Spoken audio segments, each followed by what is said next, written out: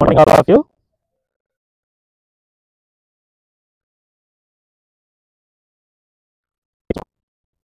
World human rights day అంటే ప్రతి మనిషికి పుట్టుకతో హక్కులు తెలుస్తాయి. అంటే వాటినే మానవ హక్కులు అంటారు. అంటే మానవ హక్కులు అంటే ఏంటంటే పర్టికులర్గా మనకు నచ్చడానికి, అలాగే నచ్చిన పని చేయడానికి, అంటరానితనం అనేది నిలబడడానికి, నచ్చిన చదువు చదవడానికి, నచ్చిన రిలీజియన్ అంటే విశ్వాసాలని నమ్ముకోవడానికి, అలాగే రాజ్యాంగబద్ధమైన హక్కులు ఏవైతే ఉన్నాయో అవి పొందడానికి, స్వేచ్ఛా స్వతంత్రాలను పేల్చడానికి ప్రతి మనిషికి కూడా హక్కు అనేది ఉంటుంది. కానీ ఎన్నో చోట్ల ఇటువంటి హక్కు ప్రత్యేకంగా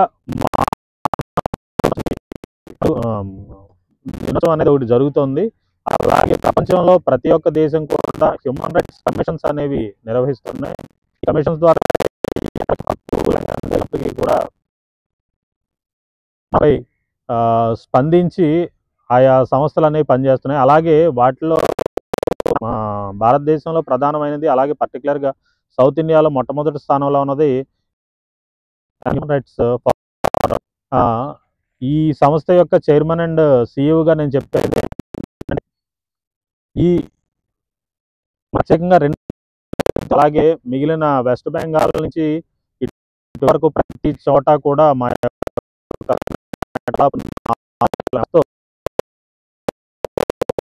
ఉంది. అలాగే అనేక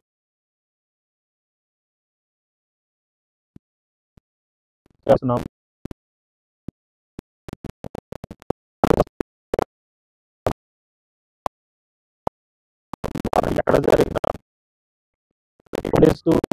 అన్యాయం జరిగి పోరాడుతూ మేము ఎప్పుడు ముందుంటామని చెప్పేసి నేను ఈ మీడియా మిత్రుల సమక్షంలో ఈ సందర్భంగా తెలియజేశాను. అయితే ఇక్కడ ఏఎన్ఆర్ గారు, గోపి గారు వీళ్ళందరి సారథ్యంతో ప్రత్యేకంగా cricket match physically challenged people అంటే దివ్యాంగ స్టేట్ లెవెల్ టోర్నమెంట్ 10 జిల్లాల నుంచి వచ్చిన, అంతే కదా, 10 జిల్లాల నుంచి వచ్చిన స్టేట్ లెవెల్ క్రికెట్ టోర్నమెంట్ అనేది నిర్వహించబడుతుంది. ఇది మాకు చాలా గర్వకారణం. అలాగే ఈరోజు మానవ హక్కుల దినోత్సవం సందర్భంగా మా ఎన్హెచ్ఆర్పిఎఫ్ తరపున ఈ క్రికెట్ టోర్నమెంట్తో పాటు ఇది అయిన వెంటనే ప్రత్యేకంగా బ్లడ్ డొనేషన్ క్యాంప్ అనేది కూడా మా యొక్క ఏఎన్ఆర్ గారు, చైతన్య గారి ద్వారా నిర్వహించబడుతుంది వీళ్ళ టీం సారథ్యంతో. అలాగే ఇది అయిన తర్వాత వైజాగ్లో కూడా ఇదే విధంగా ర్యాలీ, అలాగే వివిధ రకాలైన సేవా కార్యక్రమాలు అన్నీ నిర్వహిస్తామని చెప్పి తెలియజేస్తున్నాను.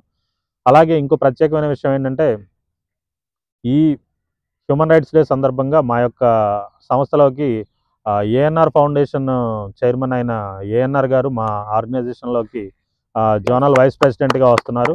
అలాగే గోవర్ధన్ కూడా జోనల్ వైస్ ప్రెసిడెంట్గా అండ్ సెక్రటరీగా మా ఆర్గనైజేషన్లో వస్తున్నారు. వీళ్ళందరికీ నేను హార్ట్ఫుల్గా ఆర్గనైజేషన్లో సేవ చేయాలని చెప్పేసి, అలాగే హక్కుల ఉల్లంఘన ఎక్కడ జరిగినప్పటికీ కూడా వాటిని ఎదుర్కొనేలాగా ముందుండాలని చెప్పేసి నేను మీ అందరినీ కోరుకుంటున్నాను. Thank you one and all.